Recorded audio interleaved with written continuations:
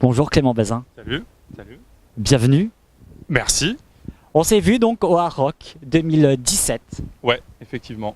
T'as fait pas mal de chemin, hein. Bah ouais, pas mal de festivals depuis. C'était quand? C'était il y a.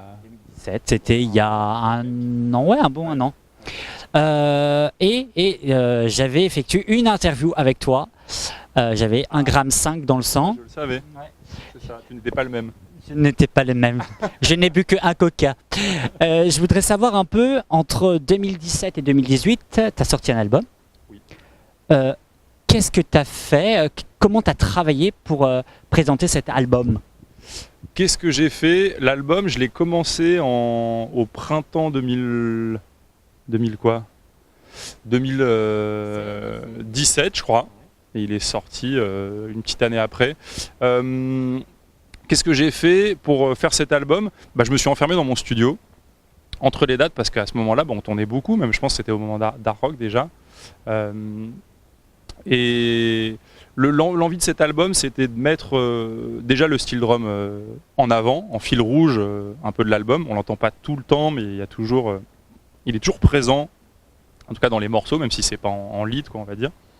Et l'idée, c'était de synthétiser aussi et d'essayer de pousser plus loin les morceaux que j'avais pu faire et que j'avais sortis sur les EP d'avant. Voilà. De synthétiser un peu tout ça, tu vois. Comment tu t'es inspiré de cet album? Comment tu as dit, tiens, je vais partir sur cet instrument, l'autre instrument, comment je vais l'accorder? Quelle est ton expression, on va dire? C'est toujours plus chaotique que ça, l'écriture d'un morceau. En tout cas pour moi, mais je pense pour beaucoup. C'est-à-dire qu'il y a certains morceaux où effectivement on a une idée de ce qu'on veut faire, qui n'est pas forcément musical, qui est une idée, tu vois, au début, qu'on transforme en musique. Moi, c'est quand même souvent un peu plus chaotique que ça. Donc, ça peut partir d'une mélodie, ça peut partir d'une rythmique, ça peut partir de moi derrière mon steel drum qui joue un truc d'un sample de voix. C'est vraiment très aléatoire, en fait. Combien de temps pour un titre?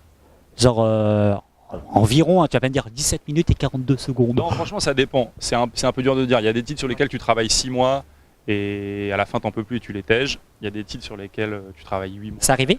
Ouais, ça arrive, ouais, grave, ouais. Ou à l'usure, tu vois, tu t'en as marre à la fin. Après, l'album, là, je l'ai quand même fait dans un temps assez limité. Pourquoi? Parce que j'avais envie justement de travailler sur un temps court, de pas laisser traîner des morceaux trop longtemps et de capturer un peu, tu vois, l'énergie d'un moment, qui était beaucoup l'énergie de la tournée en fait, parce que c'était beaucoup en tournée que j'ai écrit l'album. Ouais. Et quoi, après il y a des instrumentales, il y a pas mal de morceaux instrumentaux et quelques featuring avec des Québécois notamment. Pourquoi les Québécois et pas des Belges ou des Suisses? C'est les hasards, c'est que je suis allé jouer au Québec un an avant de commencer à bosser sur l'album. J'ai sympathisé avec beaucoup de monde là-bas. Francophonie, des trucs comme ça? J'étais allé jouer au MEG, ouais, au Festival de musique électronique. Et j'avais rencontré plein de gens, plein de teams, etc. Tout le monde se connaît un peu là-bas, c'est pas une grosse ville. Et j'ai connecté avec des gens et quand je suis revenu là-bas un an après, je leur envoyais des maquettes à l'avance et je leur ai dit les gars, je veux qu'on bosse ensemble. Donc c'est vraiment le hasard. Il y a eu des noms? Il dit oh finalement non. Non, parce j'ai pas envie. Au final, je suis pas allé chercher des feats de gens que je connaissais pas. J'ai appelé des gens avec qui j'avais sympathisé, etc. Et je pense que c'est important parce que j'avais fait ça par le passé et tu peux un peu te perdre à essayer de connecter avec des gens que tu connais pas, etc. Et t'attends, etc. Alors si tu connais les gens et qu'il y a déjà une vibes avec eux, en général, tu vas t'aboutir les choses plus naturellement.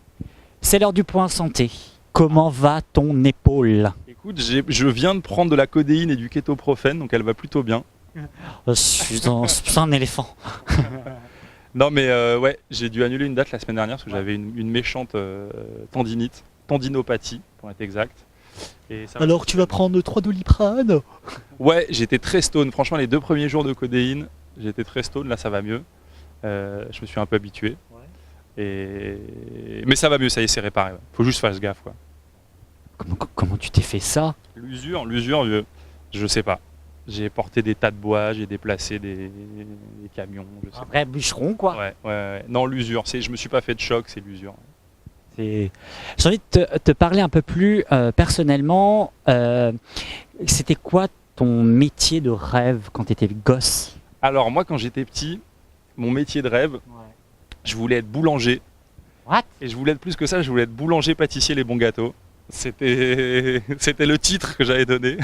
Pourquoi ce titre? Et je crois que quand j'étais petit, enfin je crois pas, hein, j'étais dans la même classe que le fils du boulanger de la boulangerie, genre en face de l'école. Et quand on sortait, je le voyais, ou peut-être genre je passais le chercher à la boulangerie, et je le voyais piocher, tu vois, dans les trucs de bonbons et puis dire au revoir aux parents, genre hey, ciao. Et il prenait les trucs. Je me disais, si t'es boulanger, tu peux faire ça. Tu vois. Putain, c'est tellement ça. Oh, putain, tu vois. C'est pas trop au pain, je crois que je voyais vraiment le côté bonbon de la boulangerie. Et donc voilà. Assez longtemps, je me suis dit putain que j'aurais bien fait ça en fin de compte. Et t'as fait des études? Pas du tout. Je suis arrêté à la musique en fait. J'ai commencé assez tôt la musique. J'ai fini ma scolarité en horaire aménagé. Ouais. École le matin, musique l'après-midi. Donc en fait, au bout d'un moment, j'ai dit la boulangerie, non. Non, mais j'étais pas très chaud pour être boulanger, c'était quand j'avais 8 piges. Là maintenant, si on te dit, tu vas nous faire un gâteau, là tout de suite, un fondant au chocolat. Non. Faites sortir la farine. Et là, on va sortir la farine. Non. Sinon, la musique est arrivée assez vite en fait. Ouais. Ça a toujours été ta ligne de mire, la musique, au bout d'un moment. Ouais, bah tu sais, j'ai commencé avec le steel drum quand je crois que j'étais en 6ème. Donc assez petit, tu vois, finalement. Ah oui, 6ème, c'est... Ouais, j'étais minot, quoi. Et encore. Et donc arrivé au lycée, en fait, je faisais déjà ça non-stop, quoi. Et c'était qui tes artistes quand t'étais en 6ème que tu rêvais de faire un duo avec Quand j'étais en 6ème, qu'est-ce qu'on écoutait? Putain, on devait écouter des trucs pas terribles en 6ème. Et 2B3? Non, j'étais pas là-dedans, c'était ma petite sœur qui était là-dedans. Je suis passé un peu à côté de tout ça, quand même. La chance. Ouais, non, j'ai eu le droit grâce à ma petite sœur. Mais qu'est-ce que j'écoutais quand j'étais en 6ème? Putain, je sais plus, je pense pas mal de daube. J'achetais beaucoup de CD de titres. Les singles. Scatman, tu vois, genre Scatman. Voilà, Scatman, je pense que je peux citer ça. Pas, quoi. Ouais.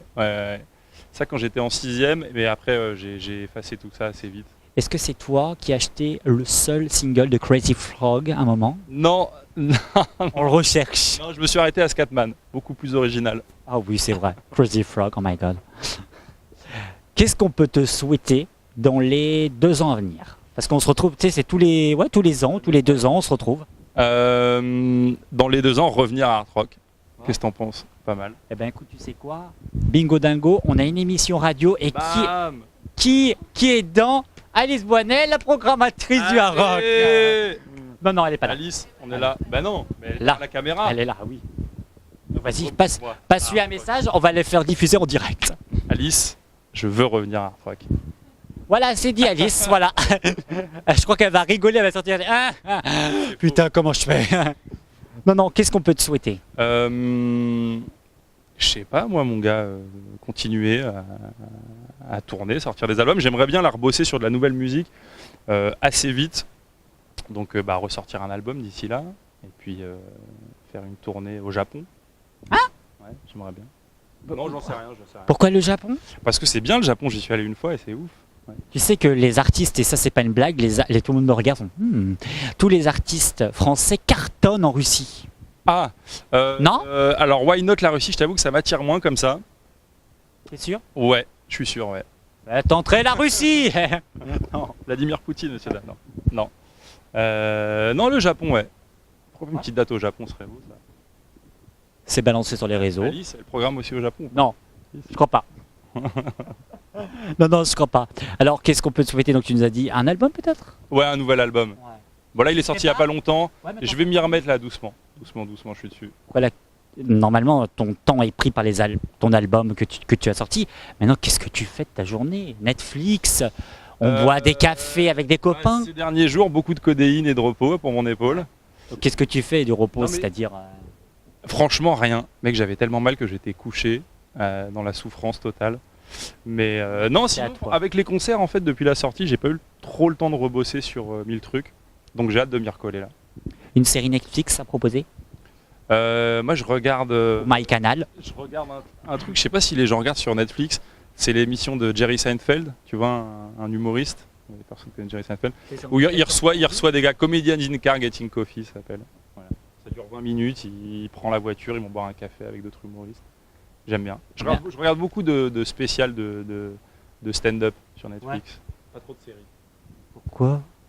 Parce que Entre nous deux, sur- les caméras sont coupées. Quand je vois qu'il y a 8 séries, enfin Et 8 encore. saisons, qu'il y a un épisode sur toutes les semaines et tout, ça me casse la tête, ça prend trop de temps. Genre Orange is the New Black, toi c'est mort quoi. Moi j'ai regardé Lost, Breaking Bad et Stranger Things, tu vois, basta. Oh là là. Mais Lost m'a traumatisé en fait. Pourquoi? Parce qu'à la fin, il se passe rien en fait. Après 8 saisons, j'ai vécu ça comme une espèce de relation amoureuse de 8 ans où je me suis fait banane. Non mais c'est vrai, les mecs ils sont juste naufragés sur une J'ai île. plus peur avec Lost, je peux plus regarder de C'est ça. un secret story low cost quoi. C'est ça. Des stand-up sur Netflix. C'est tout. Voilà. Mais ne regardez pas trop Netflix. Pourquoi? Parce que c'est trop chronophage, vu après tu fais que ça. Ça prend trop de temps. Non, c'est vrai. Tu peux pas sortir. Tu sors plus, tu vois plus de gens, tu restes chez toi. T'es sur Paris. Tu bouges pas, t'es pas sur Caen ou Montpellier. Non, mais je viens. Bah non, mais je viens avec plaisir. Tu viens quand à Sabrieux sur nos plateaux de Radioactive? Bah, on attend le retour d'Alice. On va, tu sais quoi, maintenant, on va lui envoyer juste cette partie-là maintenant, et comme ça, tu sauras, on t'enverra ça sur les réseaux sociaux. Elle t'a répondu. Allez, grosse pression sur elle. Par contre, si t'es programmé, est-ce qu'on peut venir 10 minutes avec toi sur scène? Avec plaisir, les gars. Donc, Glenn Sabira en lapin. Ok. Ok. Merci en tout cas d'avoir accepté notre invitation.